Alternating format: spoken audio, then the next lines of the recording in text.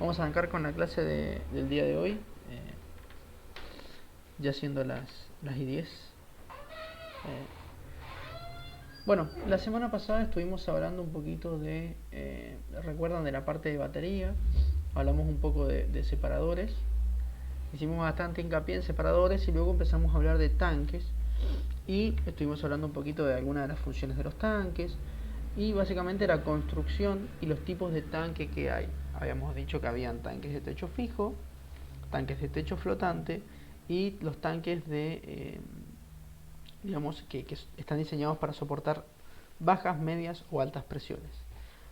Y después llegamos a esta parte, entonces les dije que esto lo íbamos a dejar para la clase de hoy día. Así que hoy día vamos a continuar con lo que dejamos la clase anterior, que sería esta parte del tanque cortador y algunas diapositivas más, y ya arrancar con la unidad siguiente, que es la unidad número 15, si no me equivoco, ¿sí?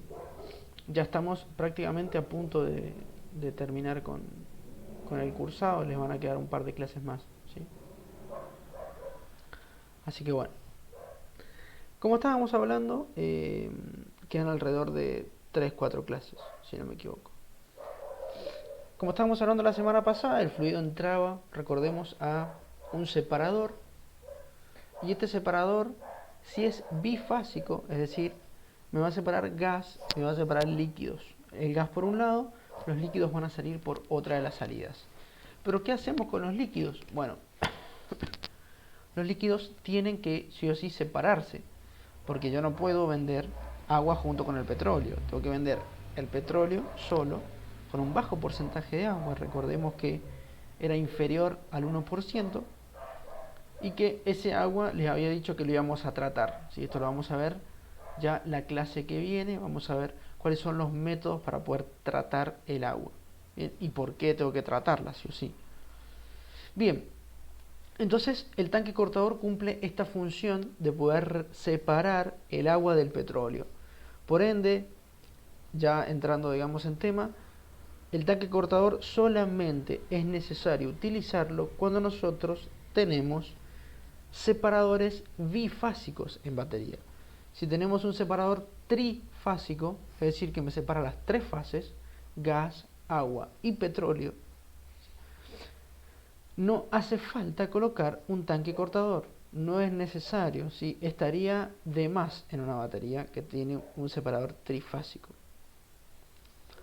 Entonces, ¿cómo me doy cuenta, además de observándole las salidas, si un separador es bifásico o trifásico? Fácil, busco el cortador en batería. Si el cortador está, es porque el separador es bifásico.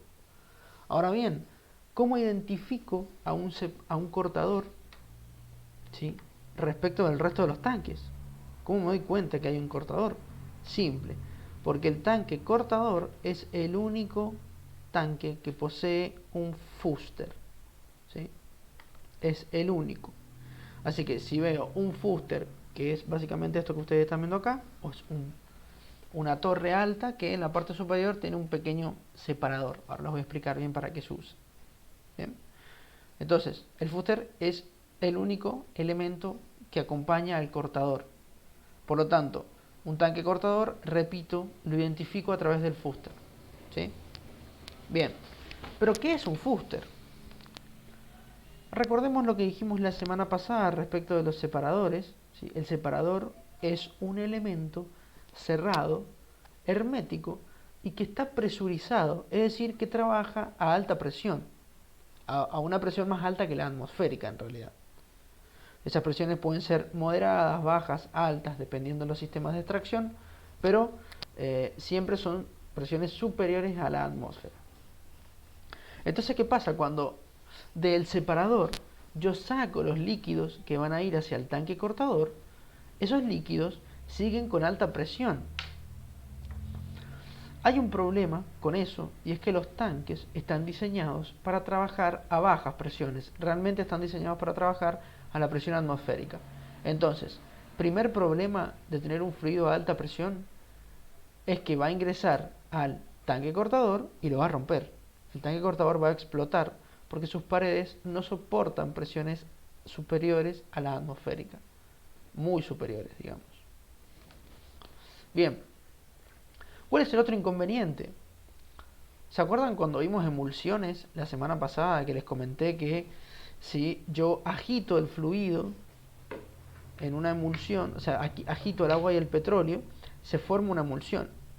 Yo traté de romper la emulsión, pero si llegase a entrar al tanque cortador a gran presión, es decir, va a ingresar a una velocidad bastante elevada debido a su presión, esto me va a generar muchas turbulencias y estas turbulencias se traducen en una reemulsificación de los fluidos, es decir, los fluidos se vuelven a emulsionar, se vuelven a mezclar, ¿sí? Entonces, segundo problema de meter el fluido a alta presión a un tanque cortador. Y tercer problema, si el fluido ingresa a alta velocidad, supongamos que no forma una emulsión. Bien, supongamos que no lo hace. Hay otro problema y es que no deja que el petróleo libere todo el agua porque pasa muy rápido por el tanque. Tiene que estar, para que ustedes se den una idea, para que el tanque cortador funcione de manera correcta, el fluido debe tardar aproximadamente desde que entra hasta que sale una partícula de fluido, tarda alrededor de 18 horas. ¿Sí? Imagínense, a una presión muy alta alcanza una buena velocidad y suponiendo que no forma una emulsión nuevamente, el petróleo aún así no puede liberar todo el agua porque pasa muy rápido por el tanque. Entonces, problemas de la alta presión en un tanque: se puede romper, puede reemulsificar o reemulsionar el petróleo con el agua y no deja que se separen correctamente las dos fases. Entonces, ¿para qué es el fuster? El fuster es un separador que funciona a presión atmosférica. Lo que hace es, yo con el circuito de cañerías y con la subida de la cañería hasta el fuster, hago que el fluido pierda toda la presión, esa que trae en exceso. Una vez que sube hasta el fuster me lo devuelve, ¿sí?, hacia, ¿sí?, me lo devuelve hacia lo que sería la parte del tanque cortador. Entonces, de esa manera generamos una disminución bastante grande de la presión. El fuster es para eso, es un elemento que me ayuda a disminuir la presión de trabajo hasta la presión atmosférica. Fíjense que el fuster está elevado, así que cuando me devuelve el fluido hacia abajo y me va a generar un pequeño aumento de presión, pero es despreciable comparado con la presión que tenía antes. Bien. ¿Hasta acá vamos bien? ¿Me están siguiendo?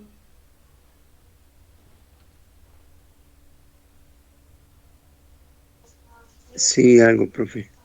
Bien, ¿a qué se refiere con algo? ¿Hay alguna duda? No, no, Bien. no, no, no. Sí, recuerden que si tienen dudas me preguntan, ¿eh? Para eso estamos.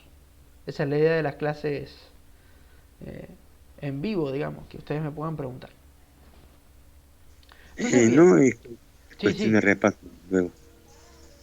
No, es por eso. Sí, a ver, estamos comentando varios temas de la clase anterior. Si no se acuerdan Sí, algunos sí. temas, sería un problema, pero No, no, no, sí, sí, sí.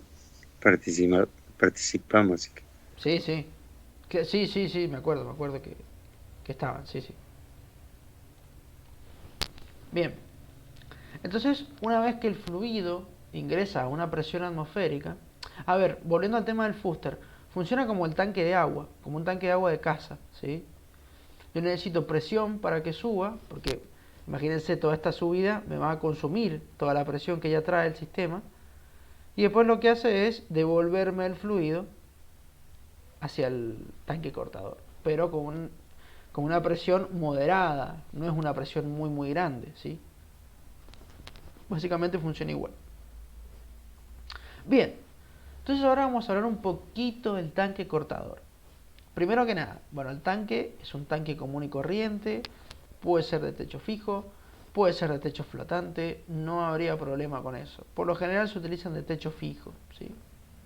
Porque no tenemos un gran espacio para que se libere el gas, pero podría utilizarse un techo flotante. El tanque cortador está compuesto, tiene una serie de elementos. Primero que nada, los ánodos, ¿sí? Los ánodos de sacrificio. ¿Recuerdan cuando vimos transporte hace 2 semanas?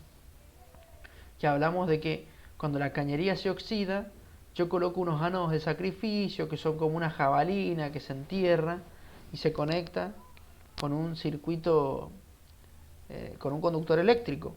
Y eso hace que se oxide la jabalina y no la cañería. Bueno, estos ánodos son iguales, con la única diferencia es que no hace falta una jabalina, sino que están dentro del tanque los ánodos y al estar en contacto con el agua forman un medio conductor. El agua, al ser bastante salina, es conductora de corriente, entonces automáticamente se empiezan a oxidar los ánodos y no se oxida el tanque. Esto es importante porque como repito, está bueno que el tanque no se me oxide. La idea es mantenerlo y alargar su vida útil lo más que sea posible. Bien, otro elemento muy importante en un tanque, tanto cortador como lavador, ya vamos a ver que el lavador también lo tiene, son los difusores. El difusor es esto que están viendo justo debajo del nombre, esto que parece una W invertida, no, una W, perdón, no invertida, como aplanada. Eso es el difusor.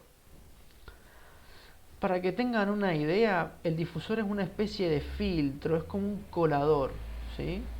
Más o menos. Es un elemento, como el fluido ingresa por esta parte, por la parte de acá abajo, cuando llega al difusor, ¿sí?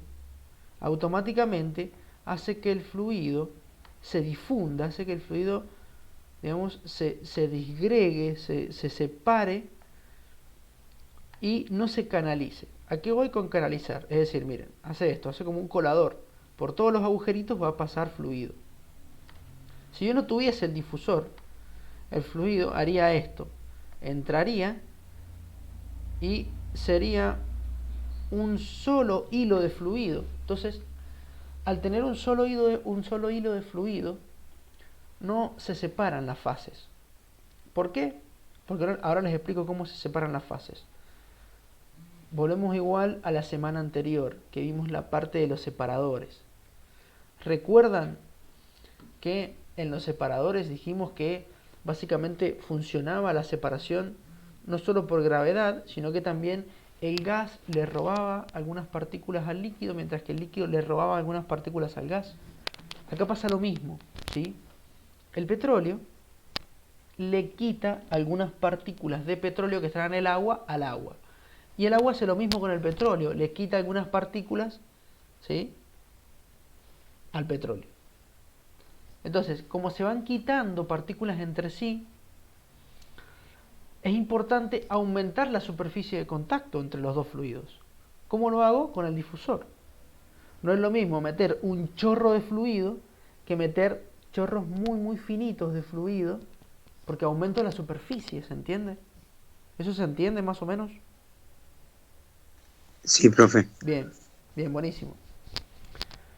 Para que funcione correctamente un tanque cortador, yo tengo que tener una velocidad de subida del fluido, es decir, cuando el fluido ingresa, repito, el fluido ingresa, ¿sí?, por acá, va a comenzar a subir y recién debería salir por acá después de 18 horas, más o menos.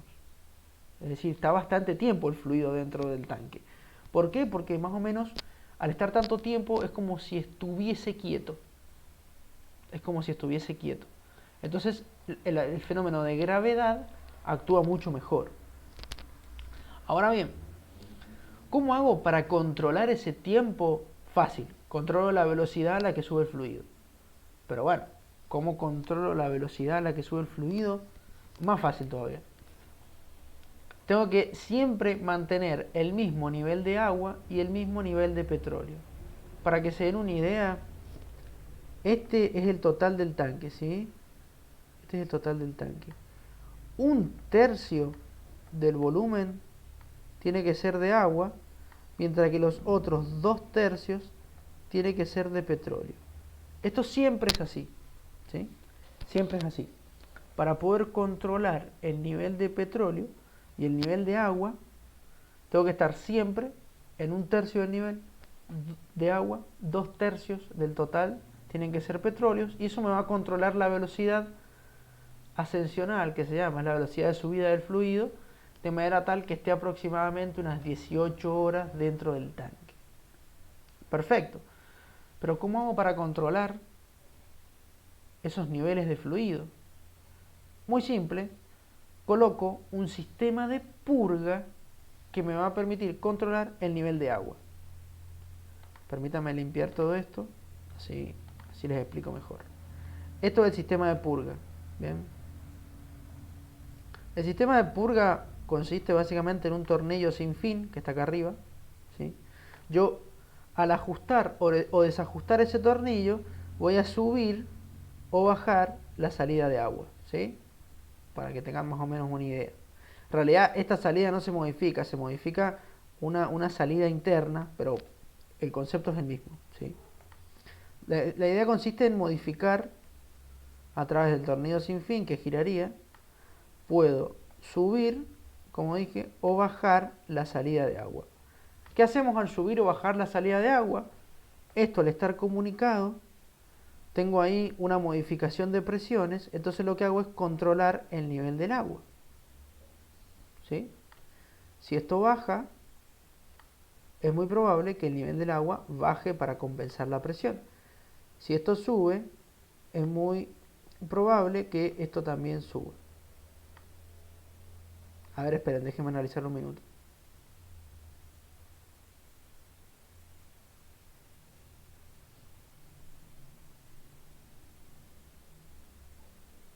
Sí, creo que es así.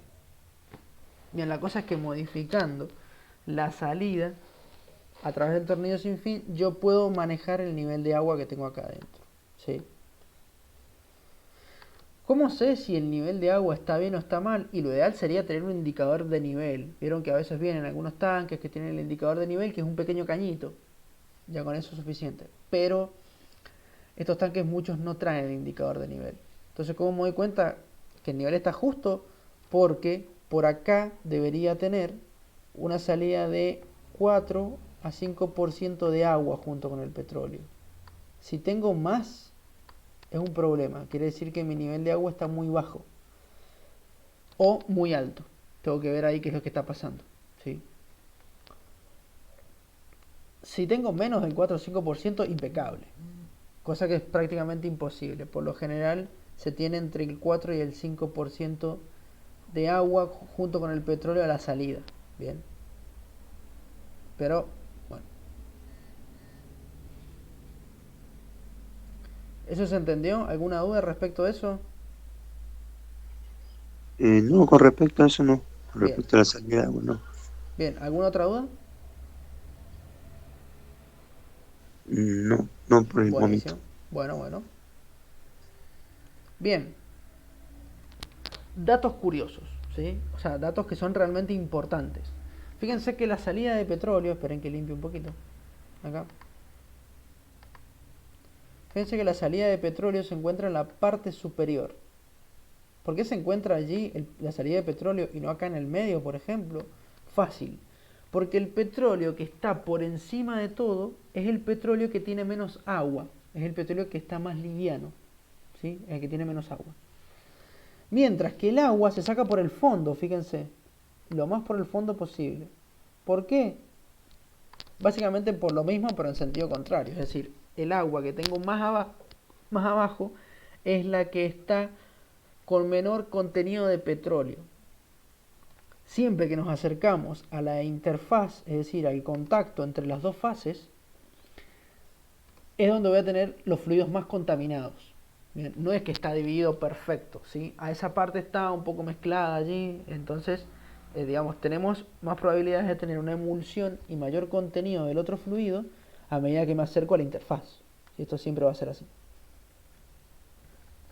Bien, si esto se entendió, entonces proseguimos con la parte de tanques, de batería, que ya estamos por terminar, y pasamos a la parte después de la planta de tratamiento de crudo. La parte de la red contra incendios, fíjense que habíamos comentado que en batería existe otro tanque adicional, que es el tanque de agua, y una serie de bombas triplex que son parecidas a las bombas de inyección de lodo, ¿sí? Son muy parecidos, solamente que bombean agua. ¿Cuál función cumple la red contra incendios? Bueno, creo que el nombre ya me lo dice todo y está bastante claro. La idea es evitar cualquier tipo de incendios en cualquiera de los tanques, ¿sí? Fíjense que los separadores no están del todo conectados a la red contra incendios porque mucho riesgo de que haya incendio no existe. Aparte, como está a alta presión, es probable que si aparece una llamita por ahí explote. Entonces, comparado con el tanque que está a presión atmosférica, el tanque tiende a arder y no a explotar, ¿sí? ¿Para qué utilizo el agua? Primero que nada, ¿qué agua utilizo? Es agua dulce. Siempre se utiliza agua dulce para poder contrarrestar los incendios. El tema es por qué ocupo agua. No sé si ustedes sabían, pero si yo quiero echarle agua a un fluido combustible que está ardiendo, esto también aplica para la nafta, para el diésel, para cualquier cosa, automáticamente el agua va a pasar hacia la parte de abajo del combustible porque justamente son dos elementos que no se mezclan. Entonces no me lo va a apagar al incendio. Va a seguir prendido fuego el combustible ardiendo. Imagínense un tanque lleno de petróleo. Y si no está lleno, que tiene aproximadamente 2/3 para el tanque cortador, por ejemplo, de petróleo. Eso arde durante muchísimo tiempo. Entonces, ¿para qué ocupo el agua? Para generar espuma. Existen espumas que son las que me van a permitir a mí sofocar los incendios de combustibles. Si no me equivoco, son los extintores tipo C. ¿Vieron que vienen A, B y C? Bueno, creo que son los C, los de combustibles.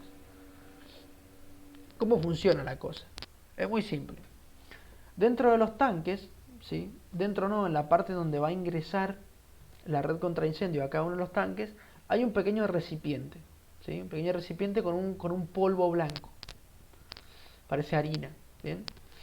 Cuando el agua pasa por delante de este tanque, succiona este polvo y se empieza a formar, debido a la agitación, una espuma. Nosotros tenemos nuestro tanque, ¿sí? Que tiene hasta acá de petróleo. Entonces, cuando la espuma ingresa, se deposita en la parte superior del tanque. Todo esto sería espuma, ¿bien? ¿Y qué hace la espuma? Empieza a consumir el oxígeno que tengo en esa zona. No sé si ustedes sabían, pero el fuego, para poder existir, necesita sí o sí oxígeno. Si no hay oxígeno, el fuego no arde.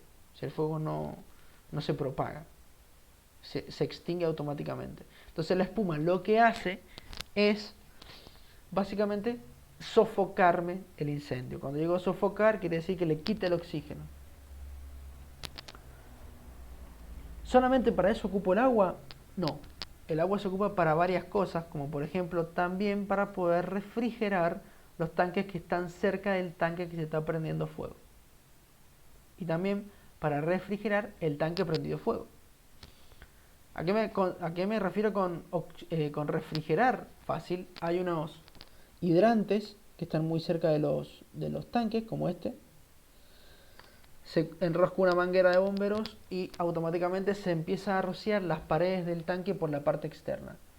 ¿Por qué? Fácil, para poder enfriarlo. Si yo no lo enfrío, es muy probable que, digamos, expanda, no que expanda, sino que se propague el incendio hacia otros tanques por el aumento de la temperatura. El petróleo puede arder por el aumento de la temperatura. Es más, el diésel en los autos diésel funciona de esa manera. Yo no necesito chispa para que arda el combustible diésel. Directamente lo comprimo, entonces aumenta su temperatura y al aumentar su temperatura arde automáticamente. Al petróleo le pasa lo mismo. El petróleo, si aumenta mucho su temperatura, puede comenzar a arder. Las probabilidades no son tan altas de que se arme un incendio por temperatura, pero existen las probabilidades. Entonces yo las tengo que disminuir lo más que pueda. ¿Cómo? Fácil. Refrigerando las paredes de los tanques. De todos los tanques que estén cerca y del tanque que está prendido fuego. Por lo tanto necesito una buena cantidad de agua. Bien, una buena cantidad de agua. ¿Esto se entendió? Sí, profe. Lo que me quedaba la duda era pero no tendría que ver con petróleo, No, cálculo. pregunte, pregunte. No, ¿cómo hacen en los tanques con el agua por la salitrosidad? Eh, yo que he cavado algunas perforaciones, sé que de acuerdo a la profundidad, de acuerdo a la pesadez del agua, de acuerdo a la Sí, salinicidad, y Mendoza se caracteriza eh, por tener agua mineral, agua de mesa. sí, No sé a qué profundidad sería. Acá, por ejemplo, a 8 metros ya se puede conseguir algo. Más que agua es limo, pero las napas están a 20, 30 metros y no son para consumo humano por la sí. salinidad. Para consumo humano hay que ir a 150 metros, pero acá estamos hablando de pozos de 4.000 metros. Entonces, toda esa agua acumulando en el tanque y, y calculo que debe juntar sarro. Eso quita espacio, también debe ser un problema para el tanque. Eh, no sé cómo, si es exclusivo esto para Mendoza, para el resto del país, en cuanto a la salitrosidad del agua. Me suena extraño. Bien. En cuanto a la salinidad de Mendoza, acá también, a partir de los 8 o 10 metros ya se puede encontrar agua, pero que no es para el consumo. ¿Sí? Los acuíferos naturales potables de Mendoza están desde los 100 metros en adelante, más o menos. ¿Sí? Esos ya son potables. ¿Sí? Son para consumo humano. Agua Claro, dulce, digamos. ¿Sí? sí, sí, Cuando nosotros hablamos de petróleo, el agua que viene es agua de producción. Esto lo vamos a ver en la última unidad. Les voy a mostrar algunas diferencias entre el agua común, el agua de mar y el agua de producción. El agua de producción tiene alrededor de 200.000 partes por millón, ¿sí?, de sales y metales pesados.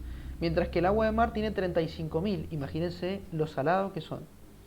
Obviamente trae sales y trae, perdón, sarro y un montón de otros elementos que perjudican la labor de tanto los separadores como los tanques. Es por eso que cada tanto el tanque es importante hacerle mantenimiento, y con mantenimiento me refiero a una limpieza exhaustiva para poder quitar todo este exceso de sales que trae el agua.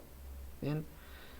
Además de esto, en algunos pozos, si realmente hay mucho problema de sarro o incrustaciones, que se llaman, se pueden agregar químicos. ¿Se acuerdan que eso lo vimos en bombeo mecánico? Que uno de los problemas de la bomba eran las incrustaciones. Bueno, le puedo inyectar una serie de químicos que evitan que este sarro y todos estos carbonatos que se llaman, que son sales carbonáticas, se depositen en los tanques. Bien. Pero sí, es una problemática real y cada yacimiento tiene sus posibles soluciones. Aún así, la red contra incendio ocupa agua dulce, es decir, agua potable. El agua se puede tomar. ah, perfecto. ¿Sí? El agua dulce se caracteriza, creo que se considera agua dulce cuando está por debajo de las 1000 partes por millón de sal. El agua dulce trae Claro, sales. ¿Sí? Es más, sí, el agua sí, mineral trae bastantes sales. sí, Pero, sí, pero sales que son beneficiosas, digamos.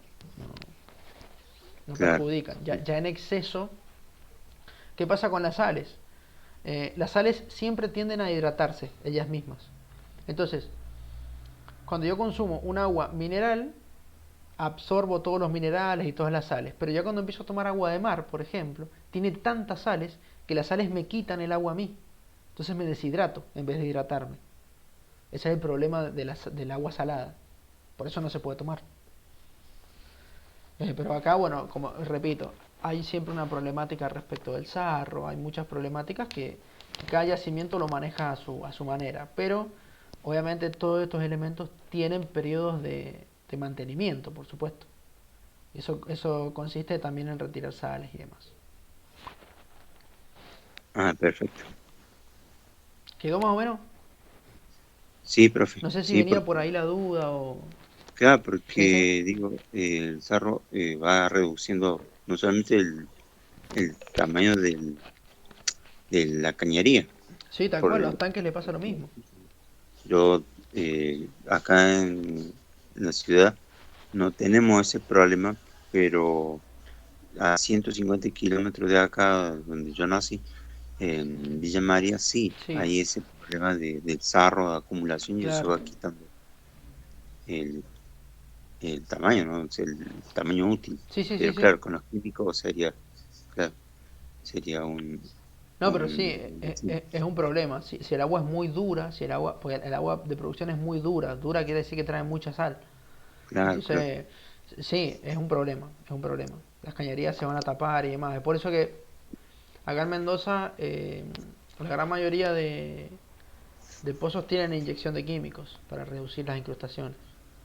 claro, perfecto, sí, No, sí, no recuerdo bien qué químicos se le inyectan, pero creo que el cloro es uno de ellos. El cloro es un ablandador de agua, digamos. Evita que la sal se deposite. bien, Y sí, algunos porque elementos más. manualmente sería imposible removerlo, A ver, se puede, pero ¿sí? lleva toda una... Sí, a ver, inclusive para hacerle mantenimiento a las cañerías en la parte interna, yo no se los expliqué esto, pero existe un elemento que se llama pig, que es el cerdito, se le dice el cerdito en, en la Ajá, jerga, porque en inglés se llama cerdo, o sea, es pig. claro, sí, sí, sí, Consiste básicamente, es un elemento, supongamos que voy a ir al final para poder dibujar, perdón. Supongamos que ok, es básicamente un elemento macizo tubular que tiene cepillos de alambre, ¿sí? Con las cerdas obviamente hacia afuera. Tiene cepillos en todos los costados, entonces eso se mete en una cañería, se le da presión y sale por el otro lado. Entonces el cepillo lo que hace es, tiene un cepillo y en el fondo tiene una goma. Entonces lo que hace es, el cepillo me va raspando las paredes de la cañería para limpiarla y la goma me va empujando la suciedad hasta el otro lado. ¿Sí? Y, genial, y así muy simple, así de esa manera simple se limpian las cañerías cuando tengo mucha incrustación, por ejemplo. Ya, ah, si la incrustación es bastante grande, ya no va a poder ni entrar el PIB. Entonces ya eso sí es un problema, pero en esos casos obviamente se le inyectan químicos. Es la idea. claro, entiendo.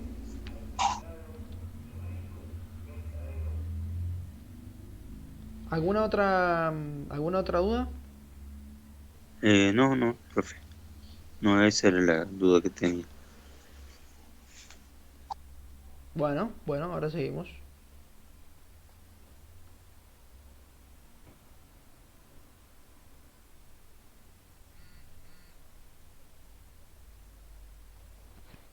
Bien.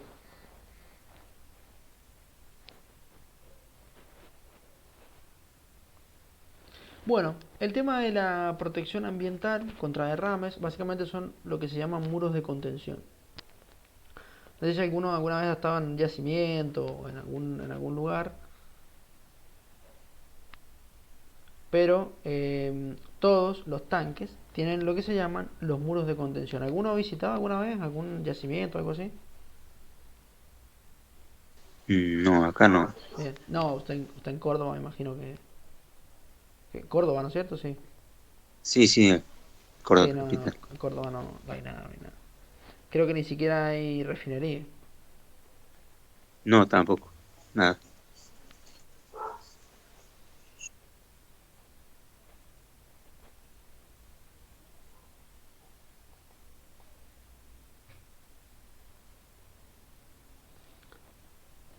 Bien. Los muros de contención, ¿sí? Son estos elementos que están viendo alrededor del tanque, ¿sí? Literal es un muro. Estos muros de contención pueden ser de dos materiales, pueden ser de tierra o de cemento. Eso es lo que cada uno elija. Bien. Eso depende del yacimiento y demás. Es decir, pueden ser de tierra removida o de cemento. Obviamente, los mejores son los de hormigón, los de cemento. ¿Cuál es la función principal del muro de contención? Básicamente contener, como su palabra lo dice, contener cualquier tipo de derrame que pueda ocurrir en el tanque. Es decir, si a mí se me rompe un tanque y me va, digamos, a contaminar el suelo, sin duda. Pero es mucho peor que la contaminación se propague y que no quede encerrada en un lugar. Es muchísimo peor que se propague, ¿sí? Tengo una contaminación mucho más grande. Entonces, el muro de contención sirve básicamente para eso, evitar cualquier tipo de derrame. Yo lo puedo encerrar a los tanques de dos maneras. Puedo encerrar de a un tanque dentro del muro o varios tanques, ¿sí? Entonces, ¿qué es lo que tengo que hacer? Puedo encerrar, como dije, de a dos, de a varios tanques o de a un solo tanque a la vez. La ley me permite ambos. Eso depende de la persona que esté a cargo de hacer la instalación de los tanques y demás. Pero en caso de encerrar un tanque, es importante que el muro de contención pueda contener el volumen del tanque y además medio tanque más. Es decir, un tanque y medio. ¿Por qué? Porque si puede contener solamente al tanque, y el tanque se rompe, va a quedar al ras automáticamente. Entonces cualquier tipo de sacudida, cualquier ruptura en la parte superior del muro de contención puede hacer que la contaminación salga. Entonces, para evitar esto, siempre 1,5 veces digamos, el volumen del tanque, perdón. Y si yo encierro muchos tanques, los muros deben contener el volumen del tanque más grande más el 50%, es decir, más la mitad de la suma de todos los volúmenes adicionales. Por lo tanto, supongamos que yo tengo 5 tanques. El muro de contención me tiene que contener el volumen del tanque más grande y la mitad de la suma de los demás volúmenes, de los otros 4 que no conté, ¿sí? ¿Eso se entendió? Sí, profe. Bien, bien. También por lo mismo, por el tema de que es siempre conveniente tener mayor volumen que me pueda llegar a encerrar.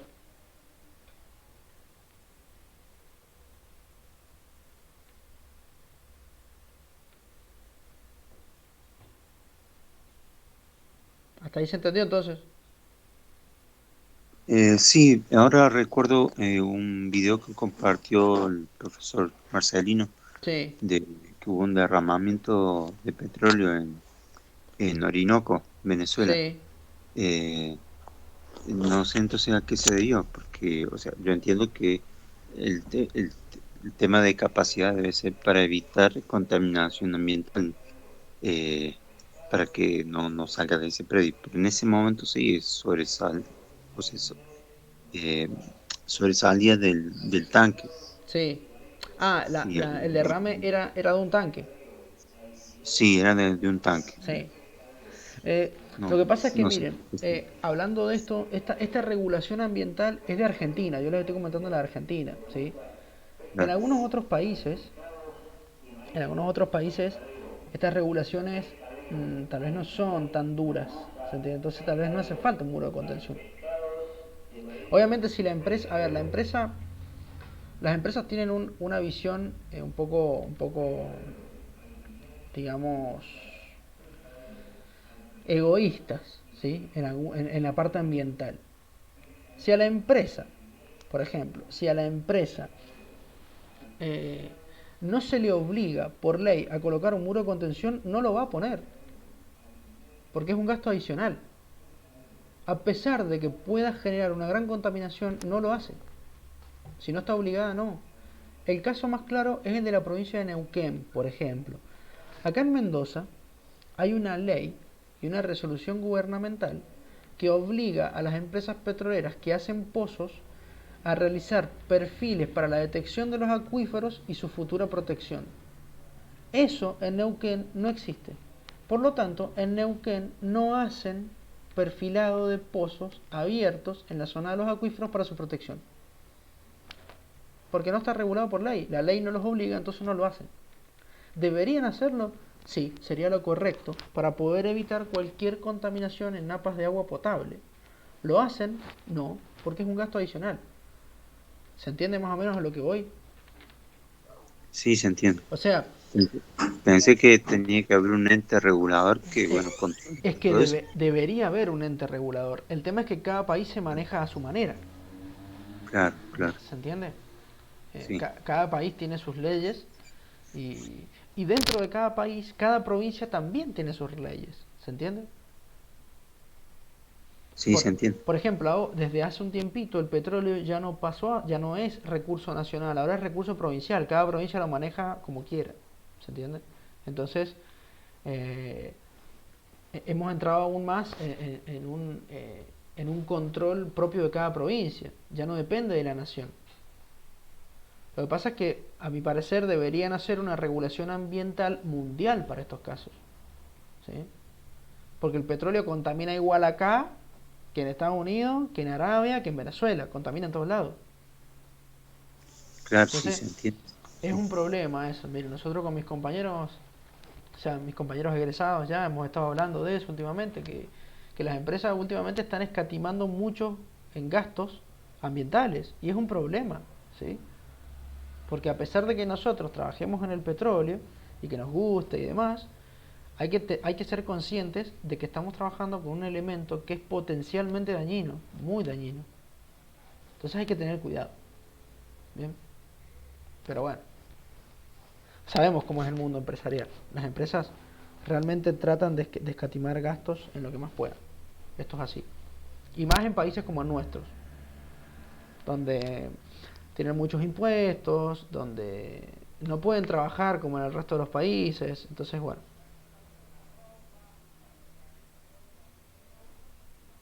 Sí, se entiende.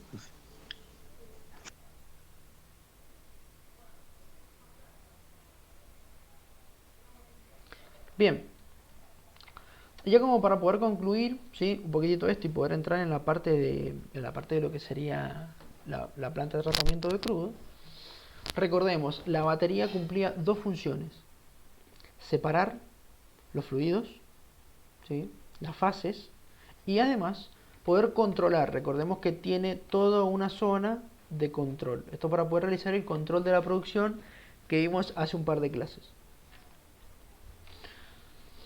Entonces, esas son las funciones principales. Puede tener separadores bifásicos o trifásicos, dependiendo de lo que yo quiera.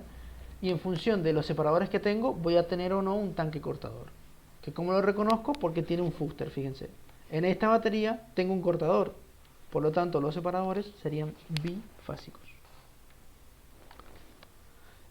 Y otra cosa, dato bastante importante, es que de la batería, nosotros tenemos en el ingreso un fluido de producción asqueroso, por decirlo de alguna manera, es decir, es petróleo con mucha agua, con muchas sales, con muchos óleos y demás, y de la batería sale, del tanque cortador sale hacia estos tanques de almacenaje, un petróleo con alrededor del 4 al 5% de agua, que es bastante, bastante menos de lo que tiene por lo general cuando entra a batería, y aún así un petróleo con mucho contenido de sales, porque no, todavía no hemos separado las sales.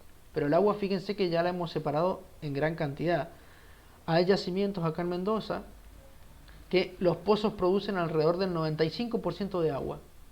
Y en batería sale con un 5% de agua el petróleo. O sea, bastante, bastante bien. Después, el resto del agua lo terminamos de rectificar, digamos, en la parte de lo que sería la planta de tratamiento de crudo, que es lo que vamos a ver a continuación. Bien, ahora les voy a empezar a compartir la segunda diapositiva. Bien. Ah, volví a ver en la misma, perdón.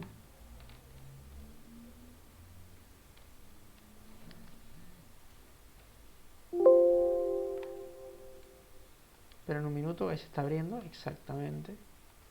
Ahí se abrió y ahora se las comparto.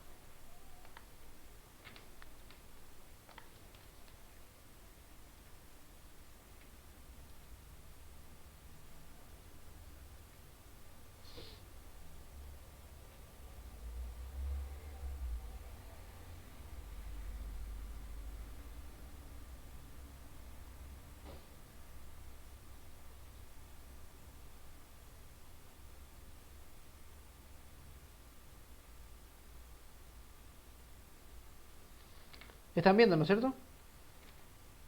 Sí, profe, se ve. Buenísimo, buenísimo, buenísimo. Entonces, ahora vamos a hablar un poquito de la unidad número 15, como les dije. El curso tiene 16 unidades, así que la semana que viene ya terminaríamos con todos los temas. Después tendríamos un pequeño repaso de toda la parte de producción 2 y ya entraríamos y les daría una autoevaluación para que hagan, como siempre, después de cada repaso. Y ya después probablemente hagamos otra clase de repaso con todas las unidades de perforación y producción 1 nuevamente, como para tener... Ese repaso no lo grabamos ya porque tienen cada repaso y todas las clases ya subidas a YouTube. Entonces, eh, ¿sí? ¿Quedó Perfecto. más o menos? Sí, Sí, bien, buenísimo. sí, sí. Bien, entonces, ¿qué es la planta de tratamiento de crudo? La PTC. Bien, hoy vamos a ver planta de tratamiento de crudo, este sería el tema nuevo, y la entrega. Entrega de petróleo. Cuando yo hablo de entrega estoy hablando de ya la venta del crudo. ¿Sí? Bien, planta de tratamiento de crudo. Recordemos las condiciones de venta del petróleo. Nosotros teníamos dos condiciones. El petróleo tenía que tener un porcentaje de agua menor al 1%, que esa tarea ya la realizábamos en batería, si bien no realizamos toda la disminución de agua en batería, porque como dije, sale agua con 4 o 5%, pero ya tenemos una disminución bastante considerable. Entonces lo terminamos de rectificar en los tanques de almacenaje de batería y también en la planta de tratamiento de crudo. Si un poquito le sacamos de agua, que no es la función principal igual de la planta de tratamiento de crudo. ¿Cuál es la función principal de la PTC? ¿Sí? Dato curioso. La planta de tratamiento de crudo obviamente se acorta como PTC, son las siglas. Pero se abrevia, eso quise decir. Pero también se conoce como la playa de tanques. Así que si escuchan nombrar playa de tanques, es esto, es la planta de tratamiento de crudo. ¿Cuál es la función principal de la planta de tratamiento de crudo? Su función principal es la de desalinización. Es decir, es el elemento que yo tengo en campo que me va a permitir separar las sales del fluido que yo quiero vender, del petróleo. La idea es tratar de quedar por debajo de los 100 gramos por metro cúbico de sales. ¿Sí? Recordemos, siempre medidos en forma de cloruro de sodio, que es la sal de mesa.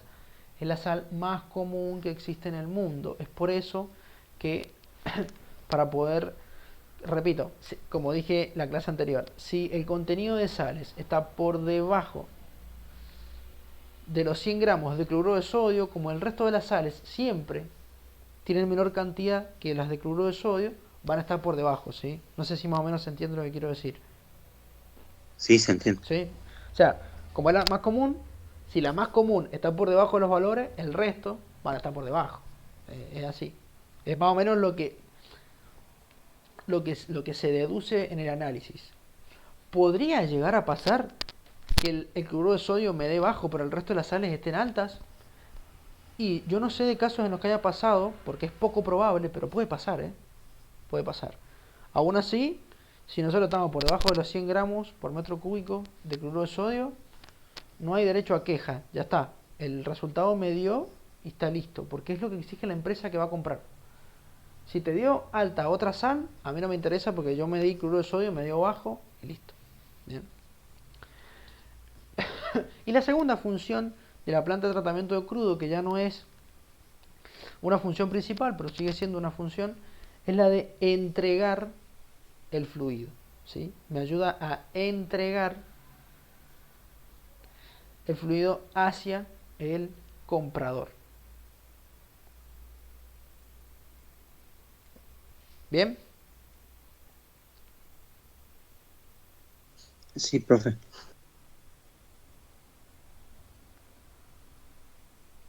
Buenísimo. Esto es la planta de tratamiento de crudo. Supongo que se darán cuenta porque le dicen playa de tanques. ¿Sí?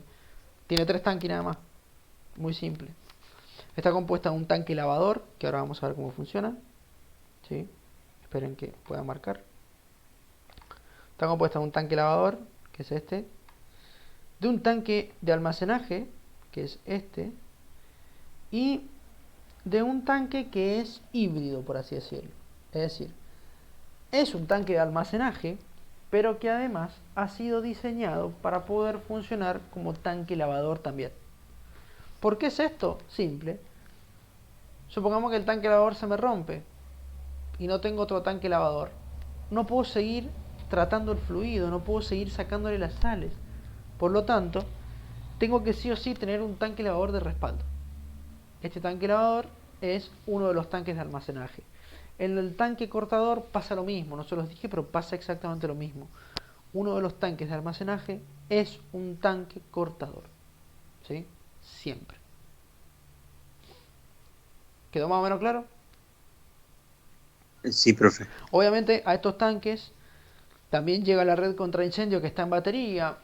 A ver, que las baterías y la planta de tratamiento de crudo sean dos plantas distintas no quiere decir que estén separadas. Pueden estar juntas como pueden tener 30 kilómetros de distancia. No hay problema. ¿Sí? Por lo general se colocan juntas. Y ya que las colocamos juntas, la red contra incendios se comparte para la playa de tanques como para la batería. Y ya está. En todo caso pondré unas bombas más grandes o un tanque de agua dulce más grande. No voy a hacer dos instalaciones separadas de red contra incendios. No tiene sentido si las plantas están cerca. ¿Sí? Bien. Claro, sí. Al Sí. tanque lavador ingresa directamente el fluido que viene de batería. Si vieron que en batería, tanque cortador, teníamos. Del tanque cortador vamos a estos tanques de almacenaje. De esos tanques de almacenaje pasamos después a los tanques lavadores. ¿Sí? Es importante resaltar que en batería tenemos tanques de almacenaje que no hacen falta realmente, pero se colocan porque justamente en caso de que haya algún tipo de accidente en la playa de tanques y se interrumpa la operación, nosotros podemos seguir tratando el fluido en batería y total tenemos tanques de almacenaje que me van a recibir el fluido tratado. Y después de esos tanques de almacenaje pasamos hacia los tanques lavadores. Esto siempre es importante. Siempre se colocan estos tanques de almacenaje entre etapa y etapa que sirven como pulmón, que se llama. Es decir, me almacenan fluido por las dudas de que la otra etapa siguiente tenga algún desperfecto, quede fuera de servicio. Entonces no tengo que parar la producción de los pozos porque yo puedo seguir tratando porque los tanques de almacenaje me van juntando el fluido mientras tanto. Eso se llaman tanques pulmones, es para lo que sirve. Se llama, yo no sé por qué se llama pulmón, pero la idea es como que da un aire, es como que da un respiro. Recordemos, un poquito como para recordar el tema de las especificaciones de compra. Estas especificaciones las da el comprador siempre. 1% de agua como máximo y 100 gramos por metro cúbico de sales en forma de cloruro de sodio como máximo también. ¿Por qué? Esto creo que lo dije en la clase anterior, lo voy a repetir. Primero que nada, un comprador no va a comprar un petróleo al precio del petróleo y que venga 50% de agua. ¿Se entiende? Porque está comprando agua al precio de petróleo. Y eso es inaceptable, ¿sí? Obviamente que yo como vendedor me gustaría que pasara, pero el comprador no quiere que pase porque está perdiendo plata, ¿se entiende? Está comprando y eso no es nada, después va a tener que llegar a la zona, pues supongamos que es refinería, va a llegar a refinería y lo va a tener que volver a tratar para sacarle todo el agua excedente. Entonces va a gastar más plata, más dinero.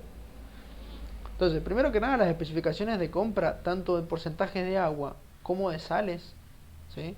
Inclusive de sólidos también, hay un porcentaje de sólidos que es máximo 0,4%. Yo no se los he puesto porque no hablamos de separación de sólidos mucho, pero un 0,4% es lo que se estila máximo. La idea es, yo siempre tengo que estar por debajo de esos valores, porque si no, siendo el comprador, voy a tener que invertir plata adicional para poder tratarlo. Entonces gasto más dinero. Y el tema es, ¿por qué lo tengo que tratar antes de meterlo en mis instalaciones? Porque, suponiendo que somos refinería, nuestras instalaciones no soportan trabajar con ese contenido de sales ni con ese contenido de agua, ¿sí? Trabajan con bajo contenido de agua y bajo contenido de sales. Un exceso en estos dos elementos, y en los sólidos también, genera una mala, primero que nada, una mala refinería, una mala refinación, una mala destilación de los elementos, y además de esto, me genera muchos desperfectos mecánicos en los instrumentos. Entonces, vuelvo a perder plata. Entonces, para no perder plata, el comprador me da estas especificaciones de venta o de compra, como le quieran llamar, ¿sí? Ese sería el porqué. ¿Qué pasa si el vendedor no cumple estos requisitos? Fácil, como cuando se genera un incumplimiento de contrato, se cobra una multa. Muy simple. ¿Bien? Se suele cobrar multas, no son multas monetarias, suelen ser multas de producción. Por ejemplo, si vos me vendés a mí 30 metros cúbicos de petróleo, que es re poquito, pero estoy largando un número por largar, vamos a decir un número más alto, 5.000 metros cúbicos de petróleo todos los días, ¿sí? Si vos me vendés eso todos los días e incumpliste alguna de estas especificaciones que te di, yo te voy a cobrar una multa del 10% durante una semana. ¿Bien? Estoy largando por largar, pero sería un ejemplo. Eso quiere decir que durante una semana vos me vas a tener que dar 500 metros cúbicos gratis. Me vas a tener que dar los 5.000 más 500 gratis. ¿Bien? Durante una semana. Y eso a la hora de la producción es malo. Porque supongamos que yo estoy produciendo a mi máxima capacidad. 5.000 metros cúbicos. Es lo que más doy. ¿De dónde saco los 500? Durante los 7 días. ¿Se entiende? Eso es un problema. Las multas creo que no son del 10%, creo que son más bajas. Creo que rondan entre el 1 y el 5%, andan por ahí. ¿Bien? Pero aún así, 1% es 1%. Y más que nada porque estoy perdiendo plata. O sea, yo como vendedor estoy regalando materia prima. Estoy regalando el producto que estoy vendiendo. Entonces es pérdida de dinero. A la larga es pérdida de dinero. ¿Por qué lo hacen en producción y no en dinero, o sea, no en plata? Porque la producción va, o sea, el precio del petróleo va fluctuando todos los días. Entonces, en vez de hacerlo en plata, lo hacen en el precio del petróleo y básicamente voy perdiendo más o menos plata en función del precio del petróleo en el día. Bien, la idea obviamente es no perder plata. La idea sería, mira, yo tengo que cumplir con mis especificaciones todos los días. Sí o sí. Bien. ¿Alguna duda hasta ¿Y acá? Sí. con qué frecuencia sucede eso aquí, sobre todo en Argentina? Realmente no sabría decirle, pero si ocurriese una vez por mes creo que ya es mucho. O sea, Claro, porque si yo con fuese, tantos controles de calidad, claro, calculo que no debería. exactamente, si yo fuese gerente de producción, estaría prohibido tener esto que nosotros llamamos una multa. ¿Bien? La idea es controlarlo todo el tiempo. Es más, ahora en la entrega vamos a ver cómo se controla. Y si el petróleo está malo, directamente no se le entrega a la empresa. Se le dice, che, mira, hoy día no te voy a poder entregar petróleo porque están malas especificaciones. ¿Sí? Y en esos casos creo que también se tiene que pagar una pequeña multa, pero es menor que si hubiese incumplido, digamos, con... Aún así no debería pasar. Si mi batería está funcionando bien y mi planta de tratamiento de crudo están funcionando correctamente todo el tiempo, los valores tendrían que estar por debajo, siempre. Como usted dijo, Claro, hay que sí, hacerle sí. controles cada tanto, hay que revisar si las instalaciones están funcionando bien. Si yo voy a hacerle ensayos al petróleo que voy a vender y determino que tiene más sales, automáticamente mando a alguien a la planta de tratamiento de crudo y que se fije qué está pasando. Porque algo pasó que no separó bien las sales. Hay algo ahí que está molestando. Se pudo haber variado el volumen de agua en el tanque lavador, etcétera, etcétera, etcétera. Bien. A la salida de batería, porque ¿qué pasa? Se hacen controles a la salida de cada planta. Si a la salida de batería yo tengo 10% de agua, la batería está andando mal, porque el máximo es de 4 a 5%. ¿Se entiende? Entonces, inclusive ahí puedo solucionar el problema del agua antes de tratar de venderlo al petróleo, mucho antes. Y el petróleo en esos casos, si tiene un exceso de agua, directamente se vuelve a meter al tanque cortador y digamos, se vuelve a tratar para poder separar la mayor cantidad de agua posible. Eso se lo voy a explicar en la entrega. Pero sí, no debería pasar. No debería pasar. ¿Estamos? Sí, sí, perfecto. Buenísimo. Ahora bien, ¿qué tipo de fluido ingresa a la planta de tratamiento de crudo? Recordemos, a batería ingresaba fluido de producción, es decir, agua, petróleo y gas. con un montón de otras porquerías, sales, sólidos, etcétera. En batería nosotros teníamos una separación de fases, las tres fases. El gas se va por una línea especial hacia una planta de tratamiento de gas. Cuando hablamos de planta de tratamiento de gas, lo único que se hace es al gas se le retira el excedente de agua que suele llevar, es decir, el vapor de agua, y se lo endulza. Cuando digo endulza quiere decir que se le quita el azufre, y una vez que está listo, automáticamente se suele vender o inyectar en los gasoductos, y ya está. El tratamiento del gas es un tratamiento bastante simple, no tiene grandes complejidades. De batería también sale agua que va a ir a parar a la planta de tratamiento de fluentes, que es lo que vamos a ver la semana que viene. Y el petróleo que sale de batería, que sale alrededor con un 4 o 5% de agua y con un alto contenido de sales, se manda hacia la planta de tratamiento de crudo, ¿sí? Puede pasar antes por los tanques de almacenaje, lo que permite dejar un poquito de agua, ¿sí? Allí, que obviamente después se manda hacia la planta de tratamiento de fluentes, pero el promedio es de 4 o 5% de agua en el petróleo y mucha cantidad de sales, lo que ingresa en la planta de tratamiento de crudo, ¿sí? Y en la planta de tratamiento de crudo, una vez que ya traté el fluido, voy a sacar agua por un lado que va a ir hacia la planta de tratamiento de fluentes, también va a salir parte del gas que va a ir hacia la planta de tratamiento de gas, y también va a salir el petróleo listo para la venta, es decir, por debajo de las especificaciones que les comenté hace rato. Eso es lo que saldría de la planta de tratamiento de crudo. Bien. El corazón de la planta de tratamiento de crudo es esto que están viendo ustedes acá, el tanque lavador. Bien. ¿Cómo reconozco a un tanque lavador y cómo lo diferencio con el tanque cortador? Simple. No tiene fuster, fíjense. El fuster no está. Entonces, como no está, es un tanque lavador.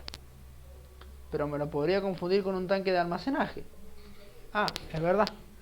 ¿Cuál es la diferencia? Que yo me ha faltado colocarle una cosa y he dicho que lo voy a corregir hace como 20 clases que estoy dando y todavía no lo corrijo.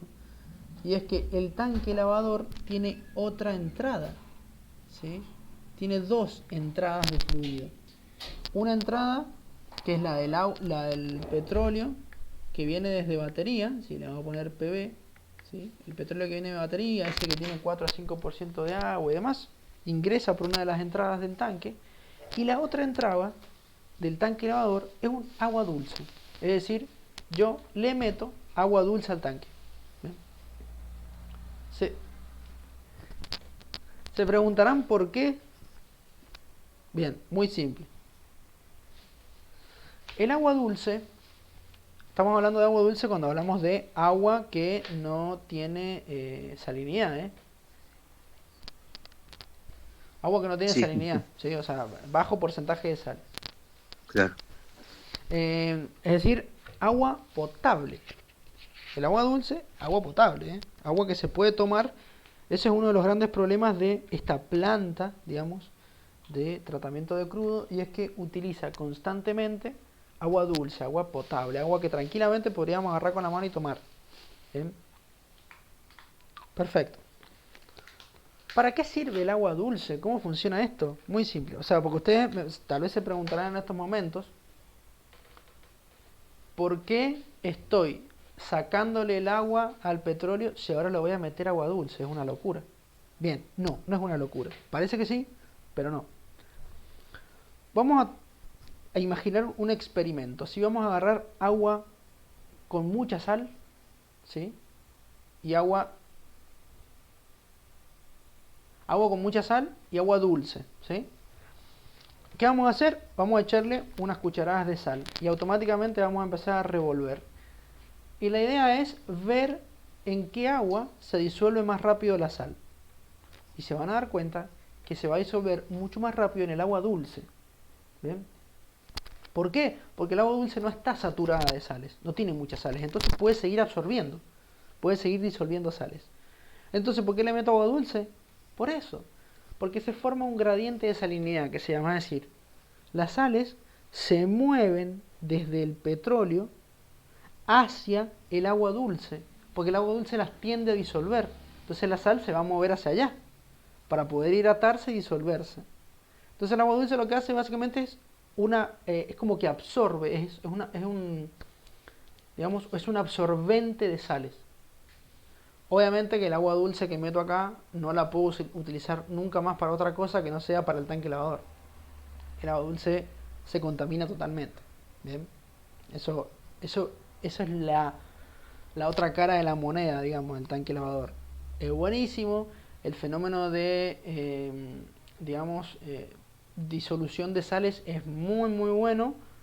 La parte mala es que contamina el agua. Ya no se puede volver a utilizar.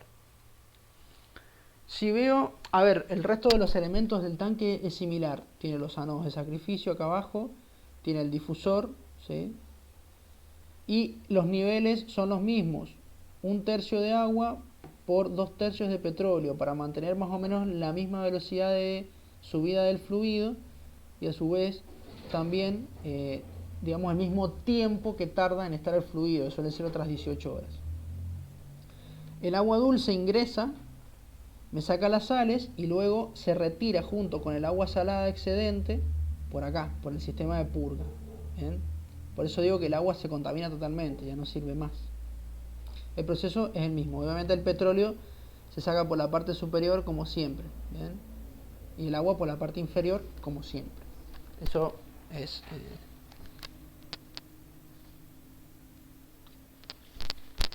¿Sí? ¿Quedó más o menos? ¿Se entiende? Sí, profe. ¿Sí?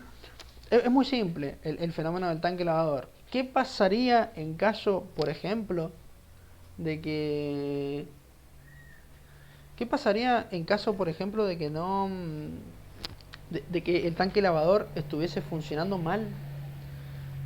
Puedo aumentar la solubilidad del agua dulce aumentando su temperatura, por ejemplo, ¿sí? Si yo aumento la temperatura de...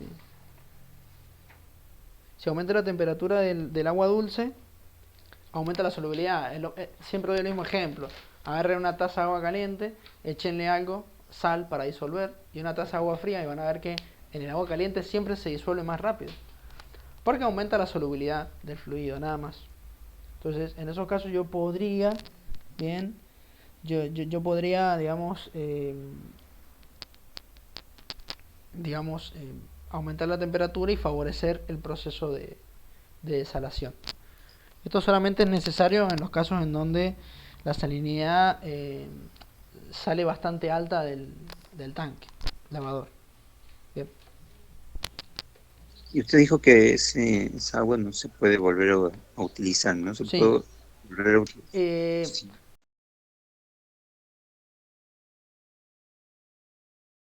Yo podría llegar a utilizarla para el tanque. El problema es que esa cantidad de sales ya prácticamente no se las puedo sacar al agua porque se han solubilizado. ¿Bien? Tendría que gastar mucho dinero en químicos que lo que hacen es formar nuevamente las sales y hacerlas depositar. Entonces es bastante costoso el proceso. Conviene más comprar agua dulce. Esa agua lo que se hace es, se la puede tratar para poder inyectarla nuevamente en algunos pozos inyectores de agua que ya vamos a ver la semana que viene, ¿sí? Pero para el tanque, a ver, la puedo volver a utilizar, sí. El problema es que si ahora yo le meto un agua que no es tan dulce, es decir, un agua que ya trae bastantes sales, el proceso de desalinización se va a ver afectado, porque ya el agua no va a poder absorber la misma cantidad de sales. ¿Bien? Sí, claro. ¿Quedó más o menos? Sí. O sea, entonces, básicamente esa agua se trataría y se le vuelve a inyectar pozo. Sí, eso ya lo vamos a ver después, la semana que viene. Básicamente se vuelve a Sí. inyectar al reservorio, sí. Ah, bien. Sí.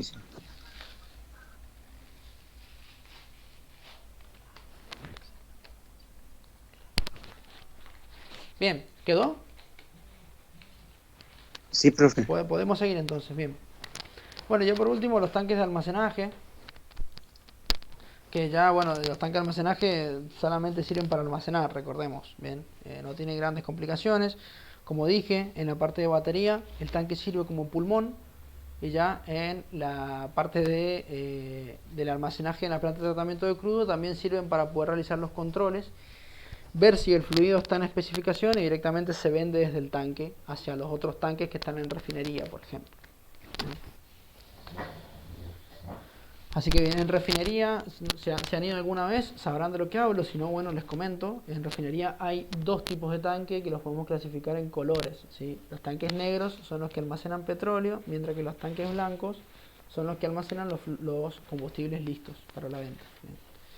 ¿Por qué se utiliza el color negro? Porque el color negro tiende a absorber todos los rayos de la luz y aumentar su temperatura. Entonces de esta manera se mantiene el petróleo lo más fluido posible, digamos. Bueno, esto lo vimos hace ratito, tanto los tanques de planta de tratamiento de crudo como los de batería, todos tienen muros de contención y todos comparten la red contra incendios. Bien. Recuerden esto, diferencias entre batería y la planta de tratamiento de crudo no son lo mismo. La planta de tratamiento de crudo cumple la función de desalar y entregar el crudo, mientras la batería cumple la función de controlar la producción y separar las fases. No son lo mismo. Los tanques cortadores y lavadores tienen tareas muy distintas.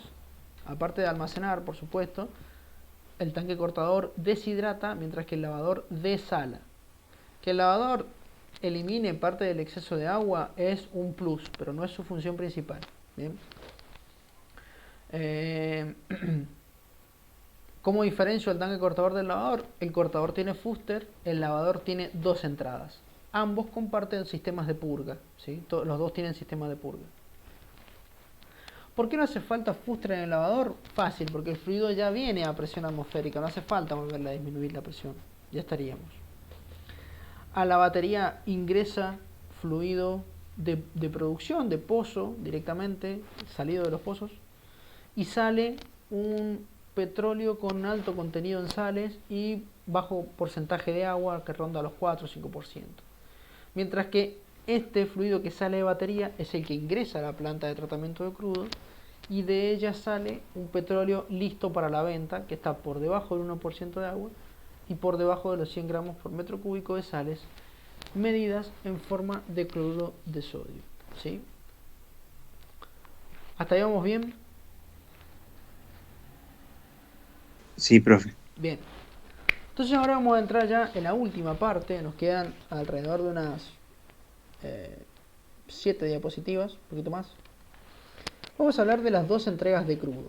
Dentro de las entregas de crudo, cuando yo hablo de entregas, estoy hablando de la venta del crudo. Estoy hablando de cómo hago para poder medir si el crudo está en especificación y después venderlo. Hay dos tipos de entrega. La entrega por tanques, que a mí me gusta llamarlo también entrega manual, porque tiene medidas manuales, o sea, medidas que las tienen que realizar personas. Y después tenemos la entrega por unidades automáticas, que es la LACT. O sea, la LACT, LACT es la unidad automática.